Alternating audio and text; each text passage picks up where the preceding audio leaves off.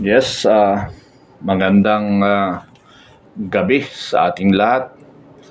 Ang pag-usapan natin ngayon, ang patungkol ito sa pananapak kay former Congressman Mike Defensor Arroyo, Mike Defensor. Tama, Mike Defensor. Hindi Arroyo, no? Mike, kay Mike Defensor, ano? So, nakita niyo sa picture na talagang namula yung mukha ni namula yung mukha ni Congressman Defensor, ni Mike Defensor. Hindi ko maintindihan, mga kaibigan, mga kababayan, mga kasama. Bakit sinapak? Hindi man sinapak o natabig, pero namula yung mukha ni Mike, ni Congress Mike.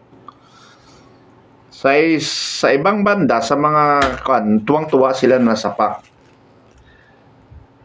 si Congressman Mike sa mga pro-corrupt, Pero hindi ko lubos maisip na bakit ganon ang karakter ng nasa otoridad. Walang respeto na alam nyo naman yung tao, kung sino yung nakakulong. Hindi pa naman siya totally na guilty sa kanyang kasalanan. Na alam naman natin na gawa-gawa lang. Pero bakit ito mga otoridad, especially DBGMP, ganun na lang sila magpapatupad? Ano bang iniisip nila? Promotion o malita? Pagsisip-sip yun . Tandaan ninyo, yung ginagampanan nyo lang trabaho nyo, maaring walang magagalit sa inyo . Kung gagampanan nyo lang trabaho nyo. Pero parang yung nagpe-personal ka or nagpapasip-sip ka lang, gagawin mo yun, parang mali. So, isa-isahin natin ngayon sa administrasyon ni Pangulong Marcos. Isa-isahin natin, mga kaibigan. Unang nakita ko na talagang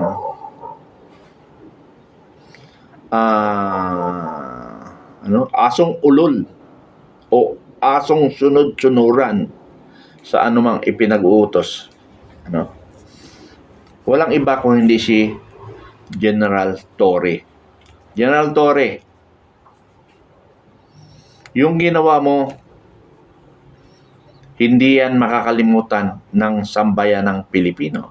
Yes, hero ka sa mga taong naniniwala sa adik, sa korap. Okay lang naman yung magpapatupad ka ng batas. Kasi tungkulin nyo yun . Pero yung pag-aabuso at pagsisip-sip, ibang usapin yun, mga kaibigan, mga kasama. Sino pa? Mamaya ko i-discuss lahat yan. Sino pa sumunod dyan na napansin natin? Yung mga Remulla Brothers. Isasayin natin yung mga Remulla Brothers. Sumunod.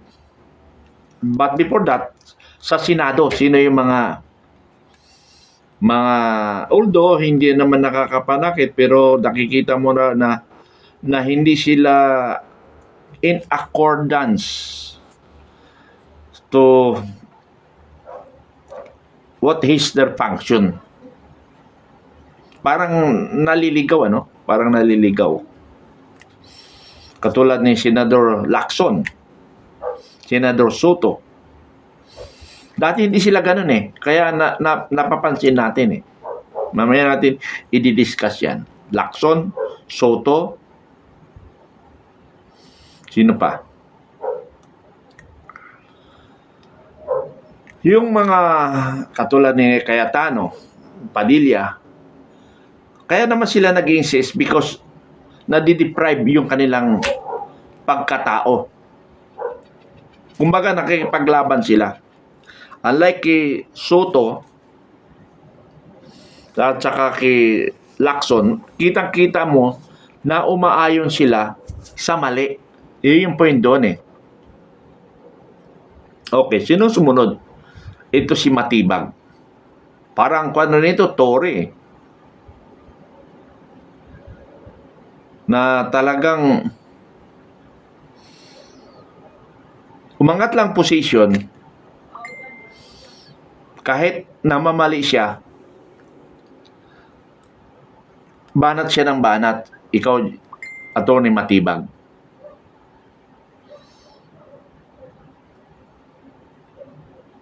Sino pa ang mga mapagsamantala? Uy, sa Senado, nakalimutan ko yung dalawang Tulfo brother. Ano? Sino pa yung mga baka mayroon kayong gustong i-rekomenda na mga abusado sa kapangyarihan?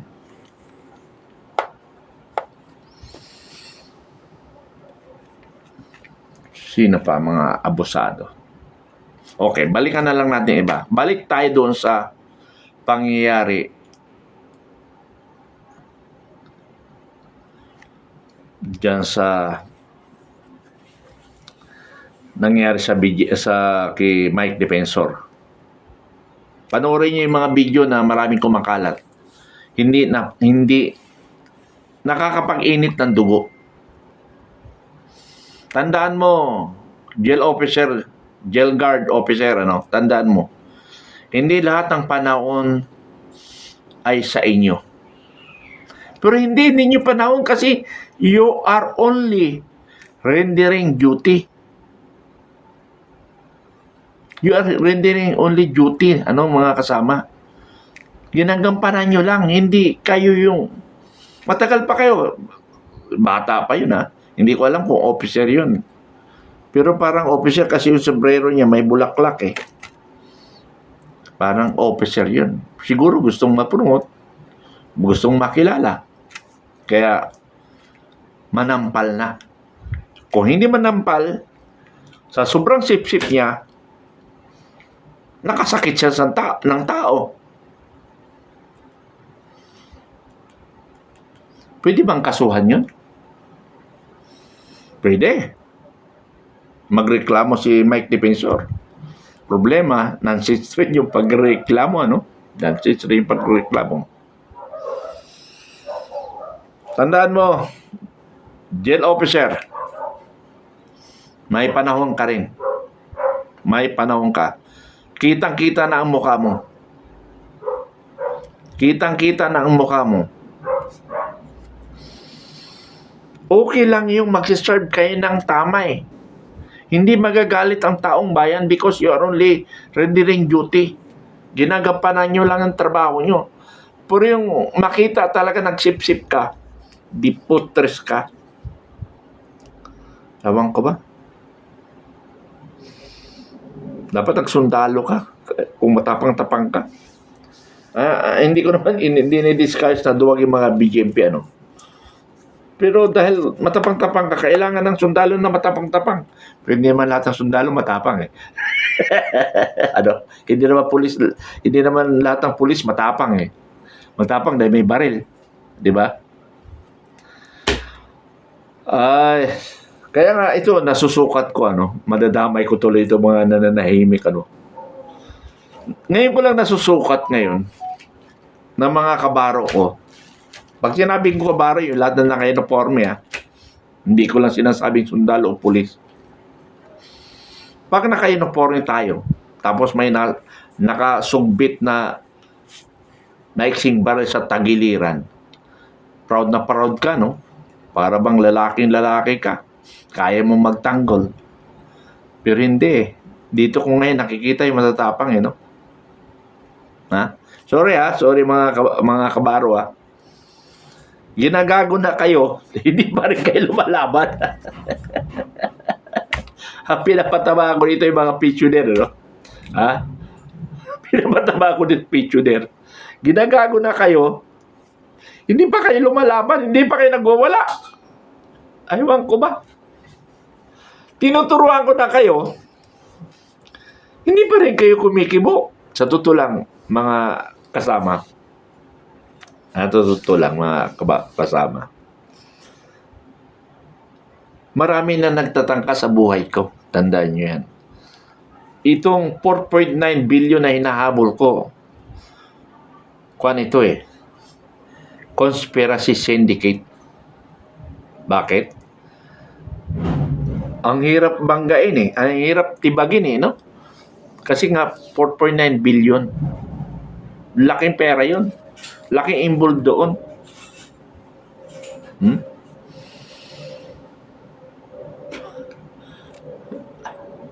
Gusto nilang mawala na sa kasi nga hindi ko titigilan nga ang 4.9 billion pero dagdag ko lang, isingit ko lang dito sa topic na ito no. Marami ng information na nakakarating sa akin. Yung mga matatapang na mga pensioner. Matatapang hindi, kahit wala kang alam, basta matapang ka na lang kasi mag-follow up ka lang matatapang na sumunod sa akin, nagpapaguide sa akin, malapit-lapit na sila. Biro mo yung isang retired na kung hindi ko makalimutan siya nakatanggap ako ng 300,000. Biro mo, 300,000. 300,000. Nag-retire siya 2002, what I mean. So 2002, so normally at 2013. So therefore may 11 years siya. 24 years lang in service tapos technical siya. Ang unang niya natanggap daw 250,000 and followed by 50,000. So meaning 300,000. Ngayon gabi may tumawag sa akin. May tumawag sa akin ngayong gabi lang. Mayroon siyang receivable na 330,000 based doon sa document sa PGMC, 230,000. Pina-find out niya ngayon saan nawawala yung 230,000 kasi hindi niya daw natanggap yung pera na yun. Retired siya ng 2007, technical sergeant rin. 2007, retired siya. Technical Tingnan nyo 230,000 retired 2007, kaya makinig kayo. Pero other topic yan. Siningit ko lang yan kasi nga na-discuss ko na yung mga naka-uniforme, yung mga naka-uniforme, isog, pag naka-uniforme, lalo yung BGMP, naka-uniforme, isog. Putres, pag retired pala, iilan na lang nakikita kung marunong makipaglaban sa mga karapatan nila. Nawala na yung mga tapang nila hindi nila, kasi hindi na ako sali doon Kasi nga, mas tumapang ako nung wala na ako sa serbisyo Nung nasa serbisyo ako, may control pa ako sa tapang ko. Pero ngayon, retired na ako, lalo ako tumapang. Bakit?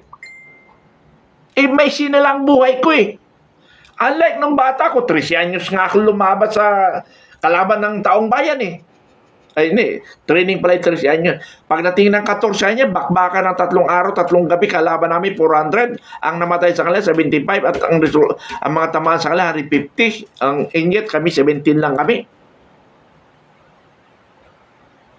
17 lang kami, 15 Special Forces, isang CSDF, at isang Boy Scout. Sino yung Boy Scout? Ako yun, kasi 13 anyos. 4 na araw, 3 araw, 3 gabi. Bakbakan yan. Sa kabilang pahinga. Walang tulog yun sa 3 araw, 3 gabi, walang tulog yun. Paano ka makatulog kung nangigibabaw sa'yo at takot? Ewan ko kung nakatulog rin siguro kami kasi body-body kami. Kalabitan na lang kami. Pagkapuyat, pak! Tulog. Ikaw gising. Pak! Natok ako, gising ka naman. Ganun lang Palit-palitan. Okay. Nabanggit ko lang kasi yun kasi napansin ko yung isok na BGMP, Tangina. Sarap. Ewan ko. Hindi, di bali, wala naman akong lakas. Matanda na ako Pero nung kabataan ko ewan ko lang. Wala akong inatasan na laban nung kabataan ko. Kahit sundukan, kahit na 6'2", ang height niyan. Hindi ko atrasan yan. At, mayroon pala akong kwento, Magkukwento muna ako bago doon sa mga tapang kasi ang usapan dito tapang apog, Pero bago ang lahat yan, gusto kong basahin muna ito. Okay. Okay, sabi ni Jemrex, said hi. Hi po. Hi po, sabi ni Jemrex. And Felicidad Diaz ni B6 Engine Him. Ano yan? Hi. Hello, Jana Flores. Kamusta ka na? Dalawang gabi yata kong tinamad na mag-vlog eh. Good evening, sir. Minta sabi ni Jana Flores, yabang ng BJMP na yan. Yes, kaya nga, ang topic natin ngayon, yabang, yabang. Topic natin ngayon na, Jana, puro yabang. So, Jana, ingat ka lagi, sir. Minta sabi ni Jana Flores. Okay, salamat, Jana. Oy, di na bangon. Number 3. Mimi Authority 1891. Good evening, sir Mitran. Okay. Like and share naman kayo. Subscribe. Wala na. Hindi na nagdagan yung subscriber ko. Pabawas pa yata. Nagdagan yung subscriber ko. And like naman kayo kasi every 2 months ako nagsisweldo ng 5,000. Mahina pala kumita dito pagka 2,500 every month. Okay na lang yun kaysa naman na wala. Kaysa naman na daldal ako ng daldal dito, wala man lang kapalit ng pangko ice candy. Okay, patuloy tayo, no? Yung yabang na pinag-uusapan natin, dito ko napansin ngayon, mabuti na lang may social media, no? Kasi gusto kong i-share doon sa mga kasama ko sa mga MUP. Pag sinabi natin MUP, Military Men and Uniform Personnel, MUP. Dito ko nakikita ang tapang ng isang tao pag wala ka na sa posisyon. Doon sana ilabas natin ang tapang natin. Kasi nga, wala na tayong escort, wala na tayong pwersa, pero may baril tayo kasi retired nga tayo eh. May baril tayo, pero wala kang escort, wala kang pwersa. Pero yung mga ibang may mga big time na nga generals, kahit pa paano may binibigay ng AAP na isang escort. Yung mga malakas na general, may escort yan na mga sundalo. Mayroon yan. Bigay na mga junior officer nila. Okay, sabi ni Jan Flor, okay na sir. Panggas, okay. Panggas, okay na yung Panggas. Tama rin Panggas. Kung minsan, hindi na ako lumalakad kasi galit na rin yung misis ko eh. Dahil almost more than 3 years na ako nagsimula nito eh. 3 years. Kasi 2001 ako nagsimula nito eh. Pakikipalawak, So, dito ko ngayon mapatunayan talaga mga